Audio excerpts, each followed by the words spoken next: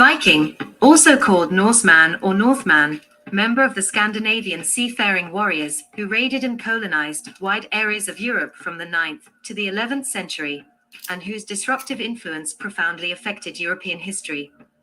These pagan Danish, Norwegian, and Swedish warriors were probably prompted to undertake their raids by a combination of factors ranging from overpopulation at home to the relative helplessness of victims abroad. The Vikings were made up of land-owning chieftains and clan heads, their retainers, freemen, and any energetic young clan members who sought adventure and booty overseas.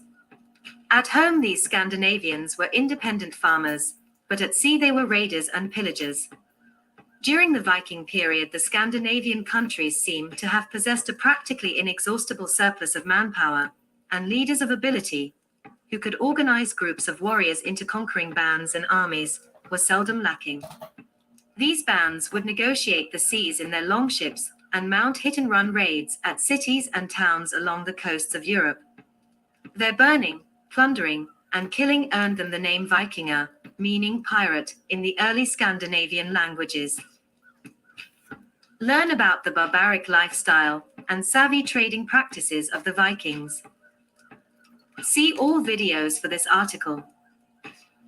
The exact ethnic composition of the Viking armies is unknown in particular cases, but the Vikings' expansion in the Baltic lands and in Russia can reasonably be attributed to the Swedes. Elsewhere, the non-military colonization of the Orkney Islands, the Faroe Islands, and Iceland was clearly accomplished by the Norwegians. England. In England, desultory raiding occurred in the late 8th century, notably the raid on the monastery of Lindisfarne, Holy Island, in 793, but began more earnestly in 865, when a force led by the sons of Ragnar Lothbrok, Halfdan, Inwer, Ivar the Boneless, and perhaps Hubba, conquered the ancient kingdoms of East Anglia and Northumbria, and reduced Mercia to a fraction of its former size. Yet it was unable to subdue the Wessex of Alfred the Great, with whom in 878 a truce was made, which became the basis of a treaty in, or soon after 886. This recognized that much of England was in Danish hands. Although hard-pressed by fresh armies of Vikings from 892 to 899, Alfred was finally victorious over them, and the spirit of Wessex was so little broken that his son Edward the Elder was able to commence the reconquest of Danish England. Before his death in 924, the small Danish states on Old Mercian and East Anglian territory had fallen before him. The more remote Northumbria resisted longer, largely under Viking leaders from Ireland, but the Scandinavian power there was finally liquidated by Edred in 954.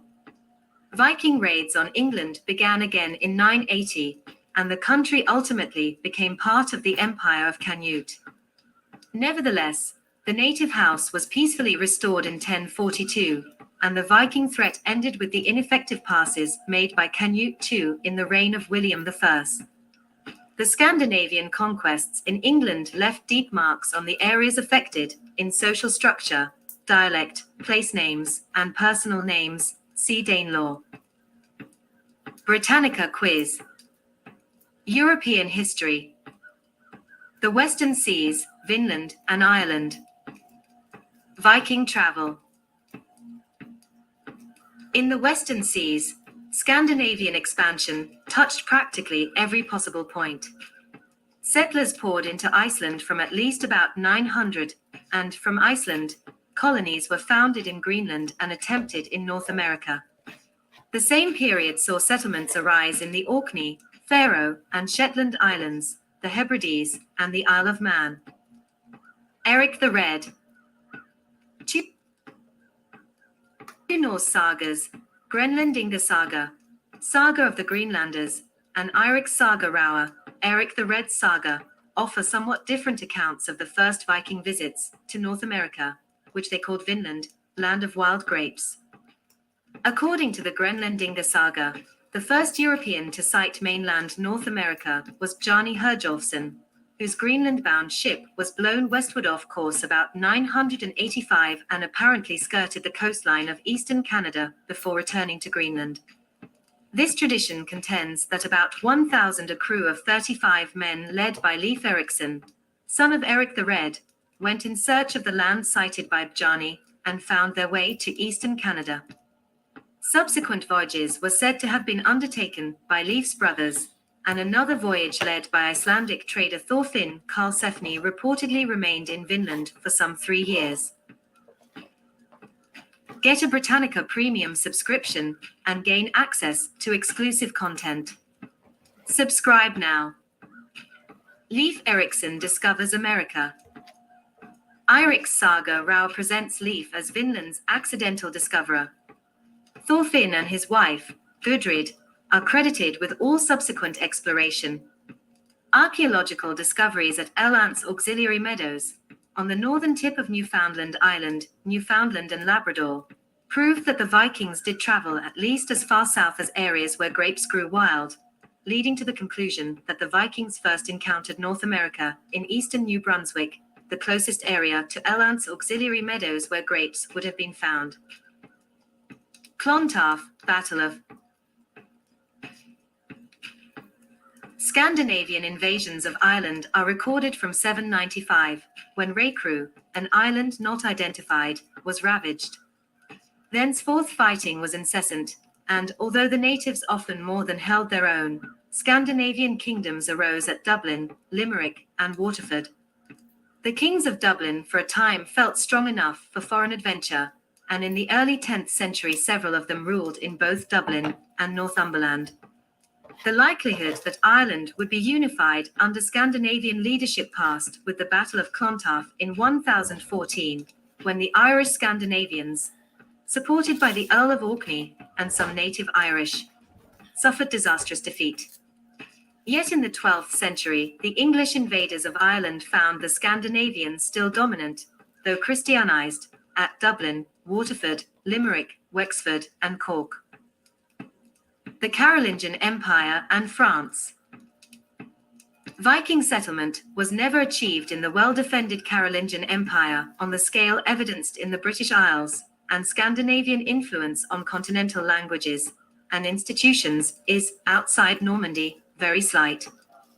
Sporadic raiding did occur, however, until the end of the Viking period, and in the 10th century, settlements on the Seine River became the germ of the Duchy of Normandy, the only permanent Viking achievement in what had been the Empire of Charlemagne, see Norman. Farther south than France, in the Iberian Peninsula and on the Mediterranean coasts, the Vikings raided from time to time, but accomplished little of permanence. Eastern Europe. The Eastern Viking expansion was probably a less violent process than that on the Atlantic coasts. Although there was, no doubt, plenty of sporadic raiding in the Baltic, and although to go on the East Viking was an expression meaning to indulge in such activity, no Viking kingdom was founded with the sword in that area. The greatest eastern movement of the Scandinavians was that which carried them into the heart of Russia. The extent of this penetration is difficult to assess, for, although the Scandinavians were at one time dominant at Novgorod, Kiev, and other centers, they were rapidly absorbed by the Slavonic population, to which, however, they gave their name Russians. Kievan Rus in the 11th century. The Rus were clearly in the main traders, and two of their commercial treaties with the Greeks are preserved in the primary chronicle under 912 and 945. The Rus signatories have indubitably Scandinavian names. Occasionally, however, the Rus attempted voyages of plunder like their kinsmen in the west. Their existence as a separate people did not continue past 1050 at the latest. The first half of the 11th century appears to have seen a new Viking movement toward the east. A number of Swedish runic stones record the names of men who went with Ingvar on his journeys. These journeys were to the east, but only legendary accounts of their precise direction and intention survive. A further activity of the Scandinavians in the east was service as mercenaries in Constantinople, Istanbul, where they formed the Varangian Guard of the Byzantine Emperor. After the 11th century, the Viking chief became a figure of the past. Norway and Sweden had no more force for external adventure, and Denmark became a conquering power, able to absorb the more unruly elements of its population into its own royal armies. Olaf II Haraldson of Norway, before he became king in 1015, was practically the last Viking chief in the old independent tradition. The editors of Encyclopaedia Britannica. This article was most recently revised and updated by Adam Augustin.